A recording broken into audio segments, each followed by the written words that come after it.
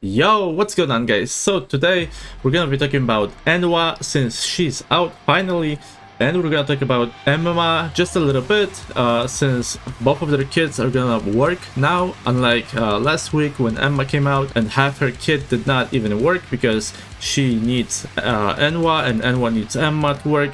So in today's review, we're gonna treat both of them sort of a little bit like quantum NIKKEs, right? If you observe one of them, you don't really get the full picture because their kit doesn't work, and if you observe both of them, you kind of lose the ability to see how good each of them are individually. So we're gonna be treating them a little bit like a single character. They both fit together anywhere they go. So with that, we're gonna take a look at Eunhwa's skills, and then we'll take a look at how both Emma and Eunhwa together performed in each of the teams, and whether or not I think that they're good. So let's go ahead and take a look at her skills. Alright, so first off we have skill 1.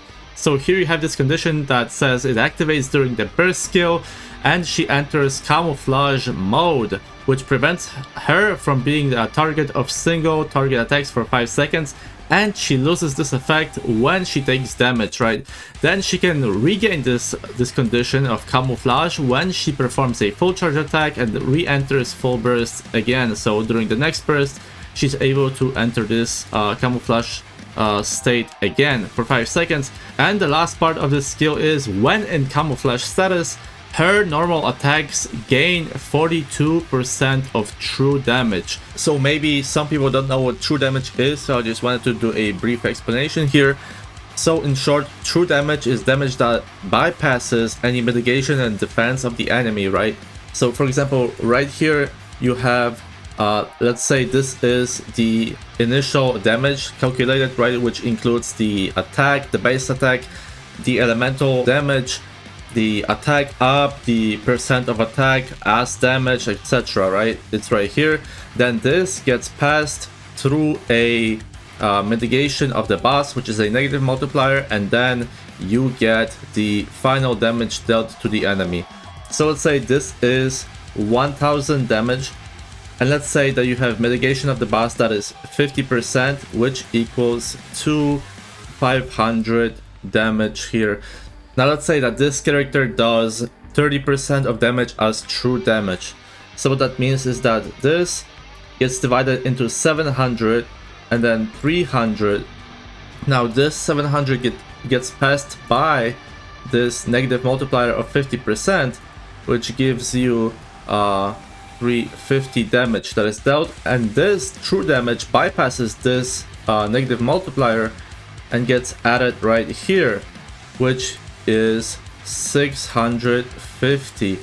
So you deal 650 damage instead of 500 when you have a 30% damage dealt as true damage.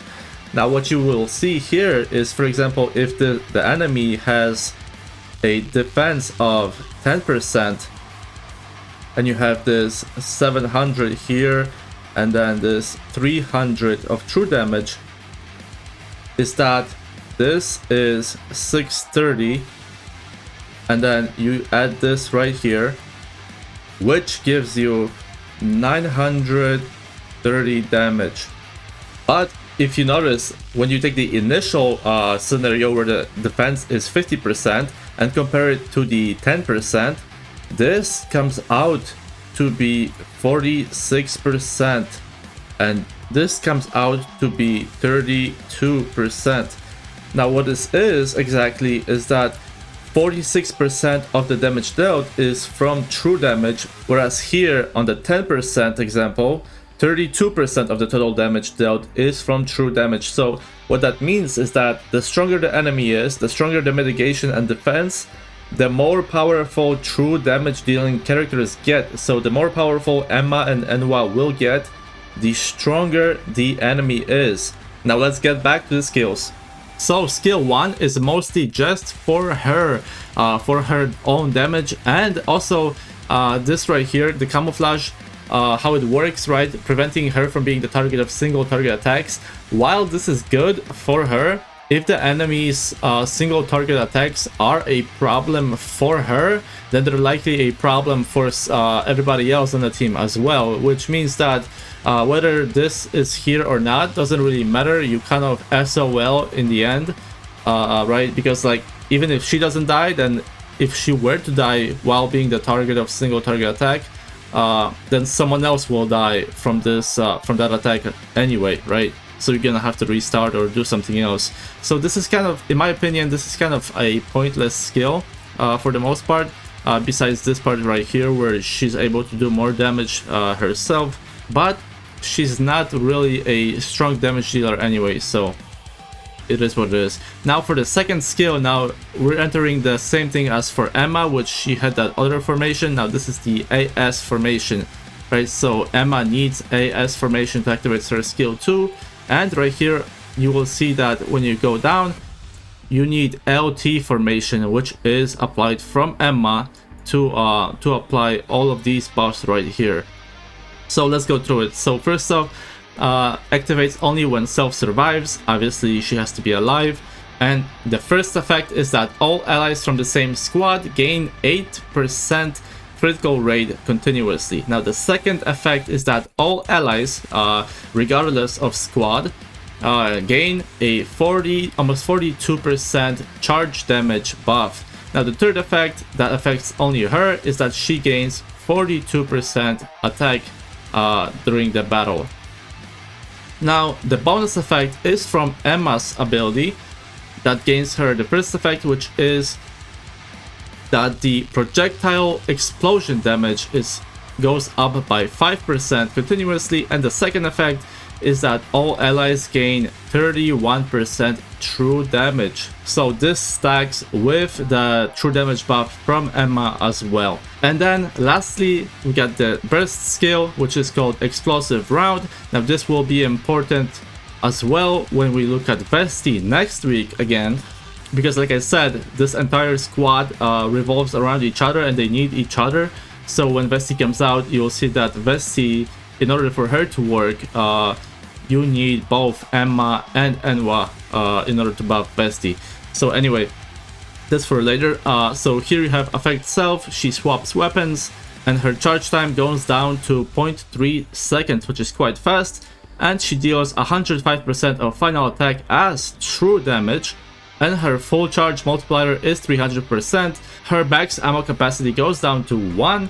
And when she fires that one round, it has an area of effect damage, right? So she deals AoE damage.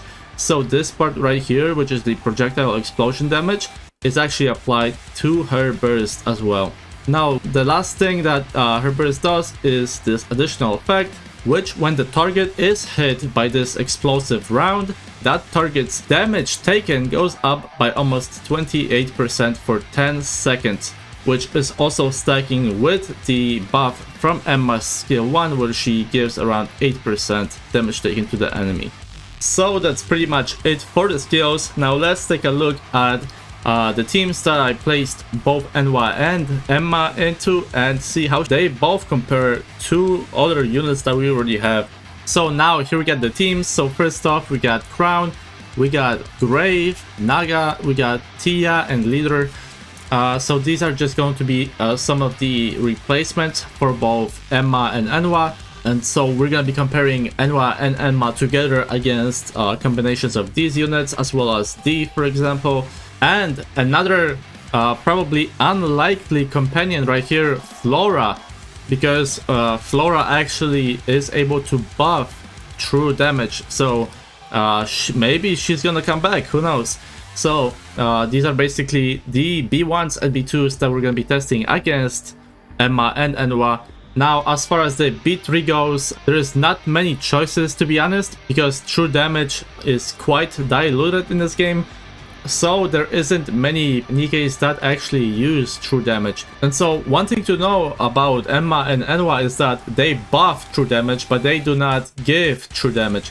So if a unit does not already do damage that is considered true damage, she does not give them true damage. She only buffs units that already have true damage in their kit, right? So currently in the game, we have Laplace that deals true damage, and we have Ein that does true damage. And Helm is gonna be here as basically a constant for the most part, just to keep things consistent with last week's review of Emma. So she's gonna be an off-burst buffer for the most part. Okay, so let's now take a look at the numbers for each of the teams. To start off, let's just do this throwback to last week. This is the team I tested for Emma.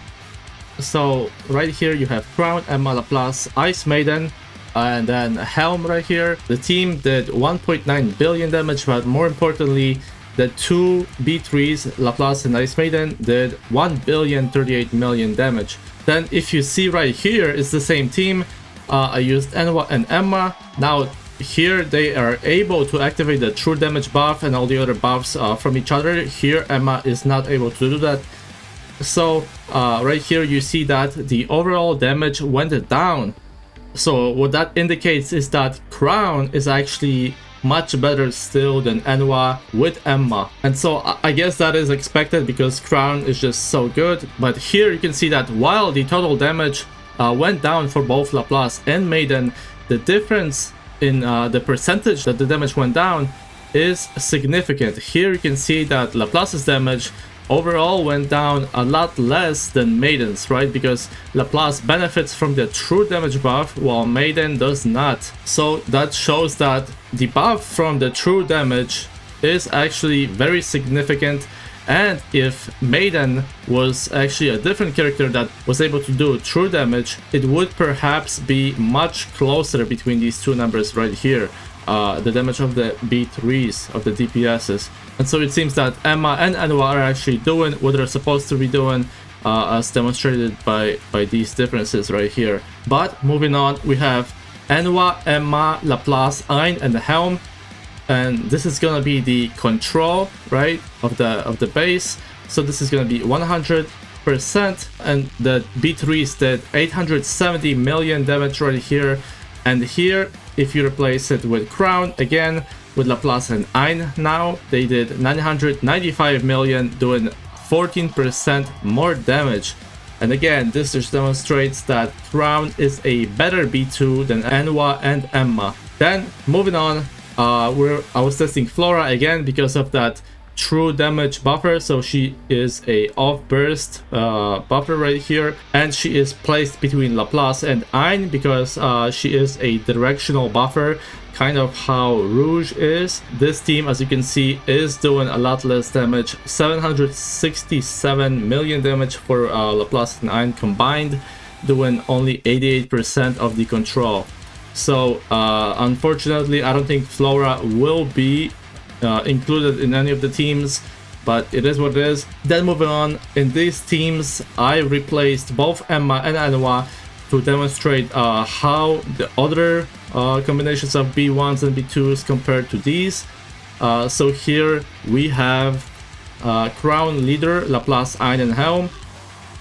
So these last three will remain consistent. And so the first team right here doing 1.343 billion damage here from Laplace and Ein together, doing 154% of the control. Now the next one is Tia Naga with Leader doing 1,081 million damage, doing 24% more damage than the control. And then lastly, you have two characters that don't really benefit Laplace and Ein, but still they are able to buff Laplace and Ein significantly more than Eunhwa and Emma seems to be, doing 947 million damage and almost 9% more damage than the control. So even with Grave and the Killer Wife still doing more damage. So overall, it seems that they are not exactly the best buffers as of right now, and that may very well be due to the fact that there isn't many true damage DPSs in the game, and maybe they do not scale perfectly with these buffs. It's perhaps when Vesti comes out, she'll be able to take advantage of those buffs even more than for example Laplace is able to, right? And also, like I said before, the stronger the enemy, the more significant these buffs will become. But as of right now, it seems a little bit underwhelming for the cost of these units, considering that you have to get both of them at the same time. But let's move on. Here we have updated Emma investment. I think you should go for 477, and then you have the Eunhwa investment going 477 with priority on the burst skill first. And then Eunhwa doesn't actually need any overload lines specifically, but if you want to increase her personal damage, you can do charge speed, attack, and crit rate and crit damage, because during her burst she changes into a single shot sniper rifle, so max ammo does not help, and so you'll benefit from charge speed, and also critting during those hits will help. So that's about it. So now let's go over my final thoughts of these units. So now for my final thoughts, obviously this time around, as opposed to last week, these units are actually working at their intended potential. Their skill 2 for both Emma and Eunhwa are able to be activated, so we are able to see a decent improvement in Emma and a decent performance of Eunhwa and Emma together this time around. As you saw in the numbers section, that they were holding up pretty decently, but a little bit short of expectations for today's units, I suppose. And some of the most anticipated units, I guess, from the story. But again, it goes back to the fact that there is not that many true damage dealers as of right now. Obviously, there's only Laplace and Ein, and in a week we will get Vesti tactical upgrade, who is going to be doing true damage. And so it will only be then that we'll be able to see whether Vesti will truly be able to shine and move this team above everybody else. And also with the upcoming solo raid most likely being catered to these 3 units, it might be that that boss will have a very high defense, very high mitigation, so it will make this team shine more than anybody else, or be very close to the top damaging team for that solo raid. However, outside of that, there isn't that many high defense bosses where this team will be better than someone like Crown and Leader or Crown and Little Mermaid, right? And as far as my opinion on whether you should pull these units or not, as of right now, I would hold back and wait until Vesti comes out. If you are not concerned with solo raid, I would just probably skip all of them, because like I said, you need all 3 of them or none of them, right? If you just get Emma, she doesn't work. If you just get Eunhwa, she does not work. If you get Emma and Eunhwa together, they work, but there isn't a DPS that they can buff very well. And if you get Vesti, you need both Eunhwa and Emma, right? So my recommendation is to probably not pull for them. They will be on the standard banner after all of this is over, so you can just put them there and try to get lucky over time. So that would be my recommendation. You either get all 3 or none of them. And so with that said, that is gonna do it for me. Like, comment, and subscribe, and I'll see you next time.